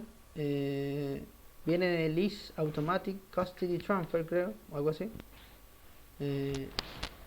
Básicamente hace una transferencia de crudo desde un punto al otro de manera automática, midiendo constantemente si el fluido está en especificaciones o no, y en caso de que no estarlo, no lo vende, sino que lo regresa automáticamente al tratamiento. Es de última generación, es lo mejor que existe. Las unidades automáticas han evitado muchos problemas de medición ya. Recordemos que todo método manual, todo método realizado por personas tiene eso. El factor, digamos, o el problema, me puedo confundir. La gente se puede confundir. Y uno tuvo un mal día, no sé, se peleó con alguien o ha tenido una mala semana, lo que fuere, y llega a medir justo el tanque y la temperatura la midió mal, y ya midiendo mal la temperatura me afecta al resto de los valores. Entonces, bueno, son cosas que pasan. Bien, la entrega por tanques. Como dije, básicamente es un método manual de medición de datos. Vamos a medir la cantidad de volumen de fluido que tenemos en el tanque de entrega, la cantidad de agua presente, la cantidad de sales presentes, la cantidad de sólidos presentes, y una vez medimos también la temperatura, y una vez hecho esto, nos van a servir todos esos datos obtenidos para poder calcular lo que nosotros llamamos el volumen de petróleo seco-seco. ¿Sí? No es que me he confundido, que he puesto 2 veces la palabra seco, se llama así, petróleo seco seco. ¿Bien? ¿Qué es el volumen de petróleo seco seco? Es el volumen de petróleo, tal cual. ¿Por qué quiero calcular el volumen de petróleo sin el agua, sin las sales, sin los sólidos, ¿sí? Y amoldado a la temperatura justa, porque su densidad va a variar según la temperatura que tenga el petróleo? Eso es muy común de los aceites. Cuando yo cambio la temperatura, suele variar su viscosidad y también varía su densidad un poco. ¿Bien? Entonces es importante ajustar todas las mediciones con la temperatura. Repito, ¿por qué es importante calcular el volumen de petróleo seco seco? Porque es lo que me va a pagar la empresa. ¿Sí? La empresa me dice, mira, mi petróleo tiene que tener por debajo del 1% de agua. Supongamos que nosotros lo mandamos con 0,8% de agua. Bueno, el 0,8% de agua no me lo pagan. Es un volumen excedente, ¿sí? Que es un volumen excedente que no tiene que ser pagado porque es agua, no es petróleo. Entonces, lo único que paga el comprador es el petróleo seco seco, que sería el petróleo justo que yo tengo. No me paga los sólidos, no me paga el agua, no me paga las sales, ¿sí? Entonces ustedes tal vez se preguntarán, bueno, entonces ¿por qué me hace tratarlo tanto si no puedo, si directamente no me lo paga? Justamente porque si no lo tratase yo, lo tiene que tratar él. O sea, lo tiene que tratar el comprador. Entonces no cierran los cálculos de negocio por ningún lado. Bien. ¿Cómo hacemos entonces para poder medir el nivel y los demás? Ahora vamos a ir mencionando cada uno de los elementos. ¿Esto han hecho el curso de recorredor? Sí, profe. Esto lo han visto, ¿no es cierto? Sí, sí, lo vi. Bien, buenísimo, buenísimo. Entonces vamos a ir... no es un curso, es un seminario, ¿no? Fue un seminario de un par de clases. Claro. Sí, sí. Bueno, esto se los ha explicado Marcelino seguramente, así que vamos a, digamos, a ir lo más rápido que se pueda. Para poder medir el nivel utilizamos el conjunto de cinta pilón, ¿sí? La cinta y el pilón. La cinta es una cinta métrica normal, mientras que el pilón es básicamente un peso de un elemento especial que es bronce. ¿Por qué? Fíjense que básicamente todo es bronce acá, ¿eh? El cuerpo del pilón y también tenemos el cuerpo de la cinta que es bronce. Y muy probablemente la cinta de medición también sea de bronce. ¿Por qué? Muy simple. El bronce es el único material que si yo lo raspo con otro metal, o sea, el único metal que si lo raspo con otro metal no genera chispas. ¿Bien? El bronce no genera chispas, nunca. Entonces, ¿cómo hago? O sea, ¿por qué quiero que no genere chispas? Y porque abajo tengo petróleo. ¿Sí? Va a arder el petróleo. Si no evito las chispas, va a explotar. Para que no explote, se hacen los elementos de bronce. Todo. La cinta del pilón, el termómetro también es de bronce. Bien. El sacamuestras también. Perfecto. Entonces,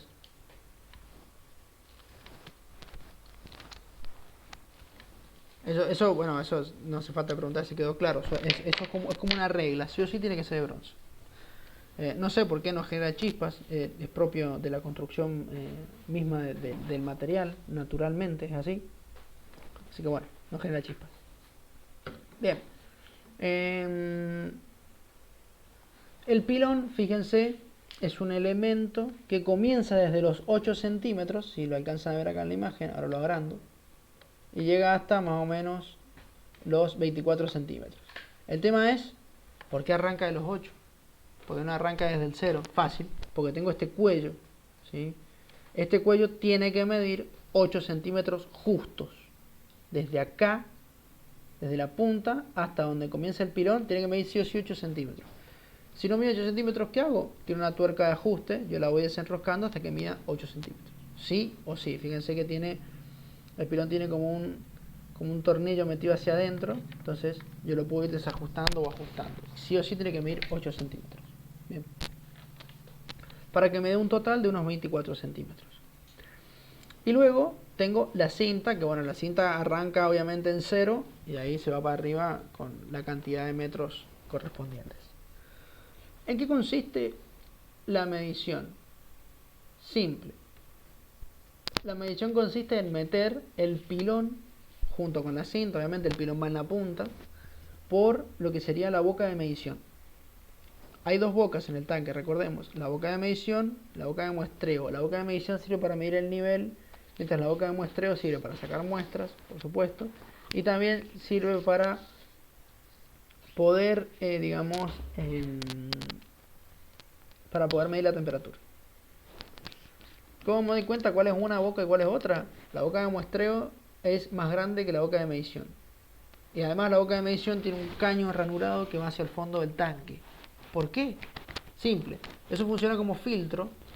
Entonces todo el agua que está dentro de ese pequeño tubo ranurado, en caso de que el tanque tenga un oleaje, no se transmite hacia el interior de ese caño. De esa manera puedo medir correctamente el nivel. Es así de simple. Entonces, ¿cómo hago? Voy bajando. Bajo la cinta, despacito. Y cuando el pilón, o sea, yo miro desde la superficie, se va a ver el reflejo nuestro en el petróleo, ¿sí? O del día o lo que fuera. Cuando el pilón toca el petróleo, ¿sí? Cuando el pilón toca el petróleo, automáticamente yo me voy a dar cuenta en la superficie porque se va a mover el nivel. Se van a notar esas pequeñas olas características cuando yo meto un elemento en un fluido, ¿sí? ¿Vieron esos círculos que se están expandiendo? Bueno, eso pasa en todos los líquidos. Una vez que veo eso, mido, pongo la cinta contra la boca de muestreo, la boca de medición. La boca de medición tiene una marquita, entonces yo las comparo con esa marquita y anoto cuánto marcó la cinta. Supongamos, para alargar un número, 125 centímetros, ¿sí? 125 centímetros. Entonces ahora lo que hago es retirar la cinta. Retiro la cinta con el pilón y en la superficie, cuando recibo el pilón, voy a notar que una parte del pilón, ¿sí? Cualquiera sea, va a estar manchada, ¿sí? Con petróleo. ¿Por qué? Porque esa es la parte que se hundió en el nivel de petróleo. Entonces lo que yo hago es ahora fijarme qué valor tiene la marquita hasta donde llega el petróleo, que sería hasta por acá. Supongamos tengo los 8 centímetros estos, más estos centímetros, que supongamos que sean, no sé, 10 centímetros más. Entonces tengo 18 centímetros en total. A estos 18 centímetros le tengo que sumar lo que me marcó la cinta, ¿bien? Que serían 125, dije. 18 más 125, me elegí un número re complicado, son 133, si no me equivoco, o 43, por ahí. Espera, 143, sí. Estamos bien, ¿eh? 143, sí. Y eso sería el nivel vacío del tanque, ojo, no es el lleno. ¿Por qué el vacío? Muy simple. Porque yo estoy midiendo el espacio vacío. Yo metí por arriba del tanque, ¿sí? Por arriba del tanque, esto tendría petróleo hasta acá. Quiere decir que yo metí y medí, pero metí y medí esta distancia. La vacía, no la llena. Entonces ahora yo tengo, perdón, ahora yo tengo como dije, 43 centímetros de espacio vacío. Supongamos que el tanque mide 10 metros, ¿sí? A esos 10 metros tengo que restarle ese metro 43. Y ese valor que me da es la altura de petróleo que tengo, junto con el agua y todo. ¿Sí? El tema es, ¿cómo hago para calcular el volumen? Muy simple. El tanque viene con una tabla que me dice que en cada centímetro, más o menos, qué volumen se le suma al volumen total. Entonces yo me fijo cuántos centímetros tengo en total de nivel. Me fijo en la tabla y me dice, mira, acá tenés, por ejemplo, 1000 metros cúbicos de fluido. Genial. Tengo 1000 metros cúbicos de petróleo con agua, con sales, con sólidos. Es decir, tengo 1000 metros cúbicos de fluido. Ahora, esos 1000 metros cúbicos, ¿son de petróleo seco? No. Son de petróleo con agua, con sales, con sólidos y demás. Yo ahora tengo que ir al laboratorio con una muestra sacar cuánto porcentaje de esos elementos tengo, corregir la densidad del petróleo por temperatura, y una vez hecho eso, ahí puedo calcular en función de este volumen cuánto petróleo realmente hay. ¿Eso se está entendiendo? Sí, profe. Bien, buenísimo. Una vez hecho esto, mido la temperatura. Para la temperatura tenemos un termómetro clásico, termómetro de bulbo, ¿sí? De estos termómetros a mercurio, muy clásico. Solamente que tiene una carcasa media especial, ¿sí? Más que nada por la vasijita esta que tiene acá en el fondo, ¿sí? Que si la alcanzan a ver, sería esta. La idea del termómetro es obviamente medir la temperatura del fluido para de esa forma, como dije, después poder corregir los valores de densidad del petróleo, porque va variando levemente con la temperatura. Entonces, ¿cómo es la maniobra para medir la temperatura? El termómetro se mide por el sacamuestras, no por el, por el sacamuestras no, por la boca de muestreo. No se mide por la boca de medición, ojo, por la boca de muestreo. Se mete, lleva una soga o una cuerda o algo desde la superficie y se sumerge en el petróleo lo más que se pueda, ¿sí? Justo quedando por encima de, digamos, los anos de sacrificio y todas estas cosas que traen los tanques.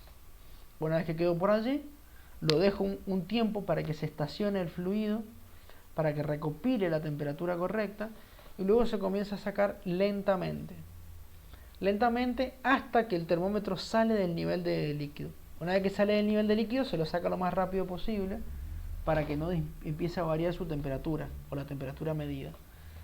Es por eso que trae este recipiente. Este recipiente va a salir lleno de petróleo, entonces la temperatura en el bulbo se mantiene relativamente estable y no me varía la temperatura. Saco el termómetro, mido la temperatura que dice, lo anoto para después más adelante poder corregir los valores por temperatura. Y ya luego tenemos el sacamuestras. Bien, ¿qué es el sacamuestras? Muy fácil. El sacamuestras es un elemento que me va a permitir sacar una muestra. Así de complicado es el sacamuestras, ¿sí? ¿No? Obviamente que este elemento se va a meter también con un cordel o con algo desde la superficie a través de la boca de muestreo, ¿sí? Y fíjense que la gran mayoría de sacamuestras están de esta manera, ¿sí? Es un tubo que en la parte de abajo está soldado, ¿sí? No tiene ningún orificio y tiene una tapa rosca. Bien, nada más. Esta tapa rosca, fíjense que tiene dos orificios. ¿Por qué dos orificios? Muy simple. Porque cuando yo cierro un elemento de esta manera con una tapa, adentro queda aire. Y si adentro queda aire y yo le quiero meter fluido, si el aire no tiene algún conducto para poder salir, no va a entrar el fluido. Entonces, ¿cómo funciona esto? Fácil. Tiene dos entradas tiene dos agujeros, porque por uno ingresa el petróleo desde el tanque hacia este sacamuestras y por el otro va a salir el aire. Esto es importantísimo. Si el aire no sale, el sacamuestras no se llena. ¿Cómo se tiene que sacar una muestra? Yo no es que lo meto yo no es que lo meto a lo que sería el tanque y saco la muestra de cualquier lado. Lo ideal sería meterlo al tanque que llega hasta el fondo. Como por lo general cuando yo lo meto al sacamuestras no se llena. Se llena cuando lo estoy sacando. Por la misma acción de cuando tiro, absorbe fluido por un agujero y saca el aire por el otro. ¿Bien? Entonces yo lo que hago es básicamente irlo sacando. Lo meto hasta el fondo del tanque, por encima siempre de los anos y demás. Y después lo empiezo a sacar con tirones continuos. ¿Esto qué hace? Hace que en cada tirón, cuando digo tirón me refiero a que, digamos, tiro con los brazos de manera enérgica, ¿sí? Entonces esto hace que en cada uno de estos cambios de velocidad que tiene el sacamuestras vaya recopilando un poco de petróleo de las distintas partes del tanque. ¿Qué pasa si yo no lo hago así? La muestra no es representativa. La muestra tiene que ser representativa. Para tener una muestra representativa, tengo que haber sacado un poquito de petróleo de cada parte del tanque. Si yo saco petróleo solamente del fondo, no estoy examinando todo el tanque, estoy examinando el fondo del tanque. La idea es que salga todo mezclado, ¿sí? Eso se llama muestra representativa, quiere decir que es una muestra que realmente vale la pena, que realmente digamos, que realmente me da datos correctos. Perfecto. Una vez sacada la muestra, habiendo tomado la temperatura, perdón, no lo he puesto acá, una vez sacadas las muestras, una vez tomada la temperatura y habiendo medido el volumen, ahora tengo que ir al laboratorio con esta muestra, ¿sí? ¿Qué es lo que hago? Fácil, esta muestra se tiene que dividir en dos. ¿Bien? Sí o sí. Se tiene que dividir en dos. ¿A qué me refiero con dividir en dos? Simple. Que básicamente una de las muestras la ocupo, ¿sí? Una de las muestras la ocupo para poder hacer los ensayos y poder verificar cuánta agua, sal y demás tiene el fluido. Y la otra muestra se tiene que guardar en un recipiente hermético, se la guarda, se la cierra, se le pone la hora y el día de la muestra. ¿Por qué se hace esto? Porque miren, supongamos que nosotros medimos nuestros valores de sal, nuestros valores de agua, nuestros valores de sólidos y demás, y vemos que está por debajo de las especificaciones. Quiere decir que está bien. El fluido está en especificaciones, está por debajo de las condiciones del comprador, así que estamos bien. Lo vendemos. Y después cae refinería, ahí al yacimiento y nos dice, che, mira, el petróleo que me vendiste hace un par de días estaba malo, tenía mucha agua. Bueno, ¿qué es lo que hacemos? Vamos, sacamos esa muestra que habíamos guardado, ¿sí? Se abre, se revuelve para poder homogeneizarla nuevamente, es decir, para que se vuelva a mezclar y esté todo bien mezcladito. Y se le vuelven a realizar las pruebas, tanto un equipo de campo, o sea, lo hace el equipo de campo por lo general, pero tienen que estar presentes un encargado de producción y un encargado de refinería, cosa de que los dos estén presentes y vean que el ensayo se realice de manera correcta. Una vez hecho esto, se ven los resultados. Si estamos por debajo, quiere decir que refinería tiene ahí un excedente de agua en los tanques, por ejemplo, y están midiendo mal. Si nosotros, o sea, si el valor da mayor al porcentaje de agua que nosotros hayamos medido, nosotros medimos mal. O sea, siempre tiene que estar por encima de la especificación para que nos cobren multa. Entonces puede haber pasado algo durante la medición que salió mala. Entonces por eso se guarda una muestra del fluido. ¿Esta muestra dura para siempre? No, tiene un tiempo de validez que ronda alrededor de los 3 meses. Es decir, refinería no puede venir y decirme, mira, hace 2 años me vendiste, y no, hermano, ya es tarde para avisar, para poder reclamar. ¿Por qué? Porque no tenemos motivo de comprobar que tu medición fue la correcta y no la mía. ¿Bien? Entonces, para evitar esos inconvenientes, la muestra tiene un tiempo de validez de alrededor de 3 meses. ¿Por qué? Porque a partir de esos 3 meses ya se empiezan a separar mucho las fases, el petróleo cambia mucho sus densidades y demás, entonces ya no sirve la muestra, pierde su tiempo de vigencia. ¿Sí? Bien, ¿cómo hago para poder medir agua, medir sales y sólidos? Esto lo vimos en la parte de control. ¿Recuerdan? Control de producción, la primera unidad de producción 2. El agua la medimos a través de una centrífuga. Sacamos parte de la muestra, la metemos en unos tubitos, ese tubito lo metemos en una centrífuga y se separa el agua automáticamente. Entonces medimos el porcentaje de agua. Muy simple. Los sólidos, agarramos un pedazo de muestra, lo pesamos. Siempre la mezcla, siempre la muestra hay que revolverla, cosa de que sea representativa en la muestra que estoy sacando.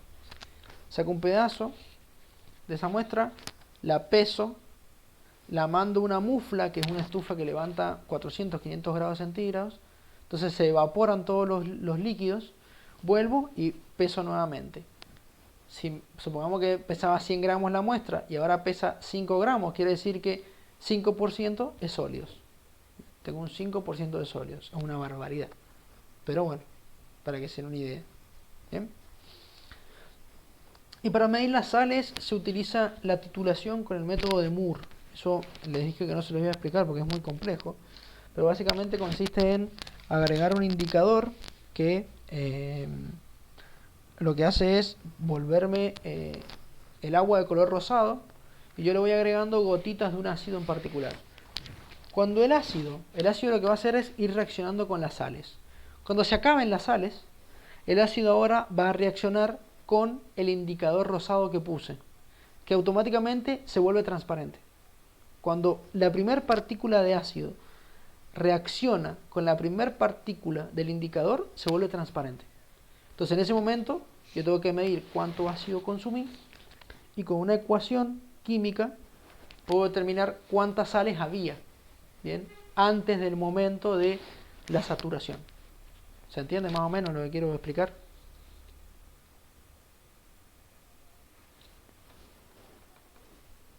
¿Más o menos se entendió eso? Sí, profe. Sí, es un poco complejo el método de Moore, o sea, la titulación es compleja porque tengo que hablar mucha química. Pero bueno, consiste en eso, en ir agregando ácido hasta que reacciona el colorante este, se vuelve transparente y en ese momento ya está. Terminé el ensayo y ahora tengo que hacer matemática nomás. Y eso me da la cantidad de sales. Y también tengo que medir la densidad del petróleo, que la densidad del petróleo se mide con un densímetro. El densímetro es un elemento que es como un... ¿Han ido a pescar alguna vez? ¿Vieron las boyas? Bueno, el densímetro es parecido. Es una boya que en función de la densidad del fluido va a flotar menos o va a flotar más. Mientras el fluido tenga más densidad, más flota. ¿Bien? Entonces, eso me determina la densidad del petróleo, que después, junto con la temperatura, ingreso a una tabla que la tiene el Instituto Americano del Petróleo, el API, ¿sí? Para todos los petróleos del mundo.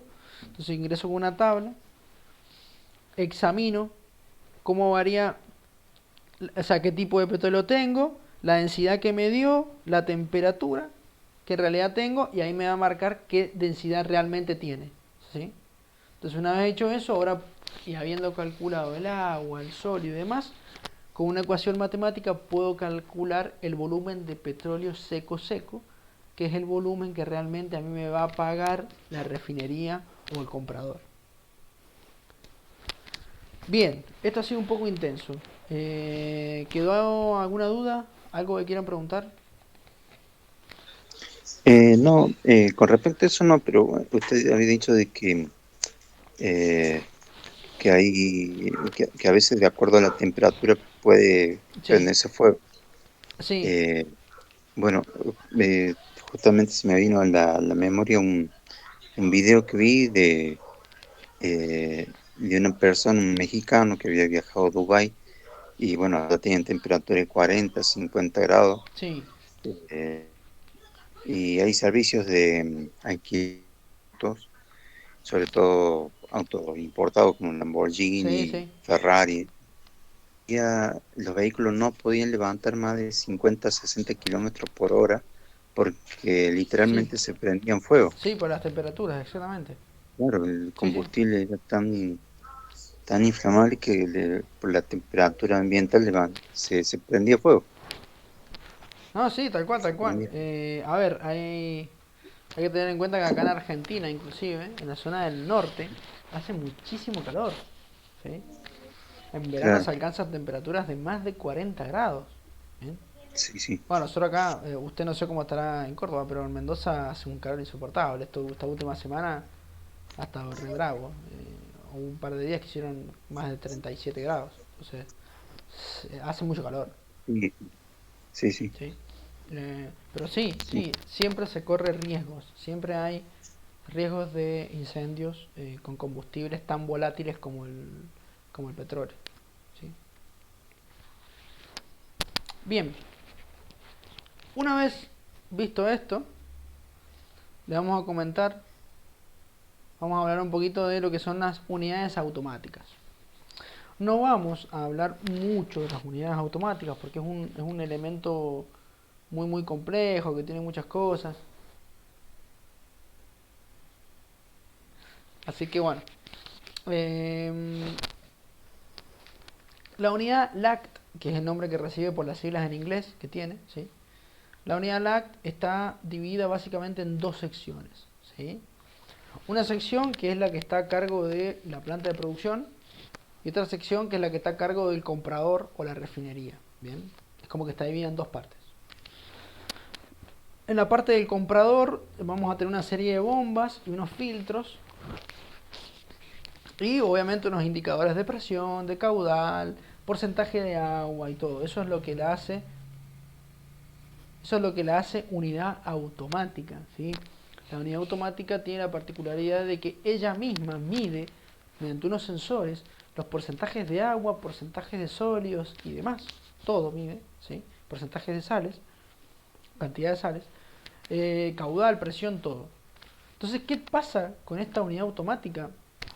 Tiene una serie de llaves que están controladas de manera remota con un PLC automáticamente. Yo lo que hago es setear los valores máximos a los cuales quiero que entregue el petróleo. Por ejemplo, el máximo porcentaje de agua que quiero es 0,8%, la máxima cantidad de sales 80 gramos por metro cúbico y el máximo contenido de sólidos 0,3%, más o menos. Entonces, ¿qué pasa? Cuando yo voy a mandar fluido constantemente, una vez que ya terminé la producción del día, lo empiezo a vender con la unidad automática. La unidad automática lo manda, ¿sí? Por lo general la unidad automática va bombeando fluido casi todo el día hacia refinería. Entonces lo que hace es bombea, ¿sí? Empieza a mandar el fluido y los sensores están midiendo constantemente. Cuando el sensor determina que tiene un excedente en alguna de las medidas importantes, como son el agua, por ejemplo, que midió 0,9% de agua, automáticamente manda una señal hacia las válvulas. Las válvulas cambian el sentido de movimiento del fluido y ahora en vez del fluido avanzar hacia la refinería, vuelve hacia el tanque lavador para seguir siendo tratado. ¿Bien? Hace como una retroalimentación. Va a seguir enviando el fluido hasta que determine que los valores están por debajo de las condiciones que yo puse y automáticamente vuelve a activar la válvula para enviar el petróleo hacia refinería, porque ya están en especificaciones. Entonces fíjense que es un elemento bastante moderno y que facilita mucho el trabajo. ¿Bien? Facilita muchísimo el trabajo a la hora de hacer estos controles y ya no requerimos del error humano. Si bien es verdad que el humano es el programador de todo esto y puede haber un error ahí metido, pero ya sería un error un poco más complejo. Los programas se revisan muchas veces. Cuando hablo de programas me refiero a la programación del sistema, ¿sí? El sistema automático. Por lo general, para evitar estos errores, acá hay un dato curioso en la unidad automática, y es que cuando detecta el error o cuando detecta el exceso en alguna de las limitaciones que yo le puse, por ejemplo agua, manda la señal a la válvula, pero la válvula tarda en actuar alrededor de 30 segundos. Es por eso que cuando yo les dije los límites de agua, no les dije 1%, le pongo 0,8. ¿Por qué? Por las dudas. Si le pongo 1%, va a detectar que me pasé, pero después de los 30 segundos la válvula se activa. Por lo tanto, estuve 30 segundos enviando fluido. Y cuando envío fluido a 10 metros cúbicos por minuto, en 30 segundos mandé 5 metros cúbicos, es decir, 5.000 litros de petróleo en malas condiciones. ¿Se entiende? Entonces, para darle un poquito este espacio de trabajo correcto, bajo los límites establecidos. Eso pasa solamente en las unidades automáticas, porque tienen este tiempo, se llama lag, LAG. El lag es el tiempo que tarda, digamos, en responder un elemento. En este caso tarda 30 segundos, más o menos. ¿Eso se entendió? Sí, profe. Bueno, buenísimo. Las unidades automáticas se tienen que calibrar cada tanto tiempo porque se descalibran, ¿sí? Entonces lo que yo hago es, para poder verificar si los sensores están midiendo realmente bien, hay una parte de la unidad que se llama el tubo en U, que es un tubo en U, literal. O sea, yo voy a tener mi unidad LAC con todas las cañerías y demás, y por acá hay un tubo en U, ¿sí? El tubo en U tiene un volumen específico y una velocidad de fluido específica que siempre es igual. Entonces yo puedo calcular los caudales de fluido, los porcentajes de agua y demás dentro de ese tubo en U de manera un poco manual, y de esa manera ver si los sensores están realmente en lo correcto o no. Si no están en los correctos, tengo que ir y ajustarlos de manera manual, se ajusta. ¿Sí? Esto que ustedes van a ver acá es una unidad LACT. Estas son dos unidades LACT. ¿Sí? Es más, si se fijan, estos son los sensores. Fíjense, no puedo. Estos son los sensores. ¿Sí? En esta unidad LACT, estos serían los sensores. Esto es muy probable que sean los filtros y un sacamuestras. También las unidades LACT tienen sacamuestras para de vez en cuando ir, sacar un poquito de muestra. El sacamuestras, en este caso, es un elemento que guarda fluido que yo envié. Yo envío fluido y el sacamuestras se queda con una parte y lo deja ahí. Y ya está. Entonces después tengo que ir, sacar el sacamuestras, vaciarlo, y esa muestra obviamente la tengo que guardar, igual que en el caso anterior, por cualquier inconveniente que pase, ¿sí? Por cualquier, digamos, queja de la empresa que compra, lo tengo que tener allí, guardado por las dudas, con 3 meses de validación igual, o sea, de validez. Y además también porque yo lo puedo ocupar a una parte de la muestra para ver si realmente está midiendo bien el sensor o no. Y así de simple. Bueno, gente, no sé si tienen alguna duda, algo que me quieran consultar. No, por mi cuenta no. Bien, Muchas gracias. no de nada. Bueno, entonces si no tienen ninguna duda, eh, esta sería toda la clase de hoy. ¿Sí? No tendríamos nada más para ver hasta la semana que viene, que ya veríamos la última unidad para después entrar en los repasos. Una autoevaluación ahí en el medio, pero en los repasos. Como dije, si no hay ninguna duda, entonces nos veremos la semana que viene. Recuerden hacer el cuestionario, por favor. No sé cuál es el número del cuestionario realmente, pero es el cuestionario de la unidad número 5. Ustedes van a ir a la unidad 5, 15, perdón. Van a ir a la unidad número 15 y van a encontrar el cuestionario ahí. Si no hicieron el cuestionario de la semana pasada porque les dije que esperaran, pueden hacerlo ahora también porque ya terminamos de ver todas las cosas. Sí, para el repaso trataré, bueno, estoy suscrito a su canal, así que Sí, sí, trataré de verlo desde ahí, porque bueno, tuve un inconveniente esta semana justamente con el chip está y como bien. que me ingresaron de vuelta al grupo, pero lamentablemente no puedo ver los materiales Está bien, está anteriores, bien. así que Eh, eh, Aún así, recuerda que si estás suscrito al canal de YouTube, en el canal sí, están las listas de reproducción y hay una lista de su curso de la 17.10 y ahí están bien, todos los videos de todas las clases que les he dado a ustedes. Están todos ordenaditos en claro, orden, cronológico y demás. perfecto, Aún así, la semana que viene no, la otra vamos a hacer un repaso de todo Producción 2. Así que ok, tranquilo, no hay problema que vamos a hacer repaso. ok, está Así que bien. bueno, eso sería todo por esta semana, gente. Bueno, muchísimas gracias. Nos estaríamos Que tenga viendo. buen fin. Gracias, gracias igualmente. Sí, Nos vemos la semana que viene. ok, ok. Chau, chau.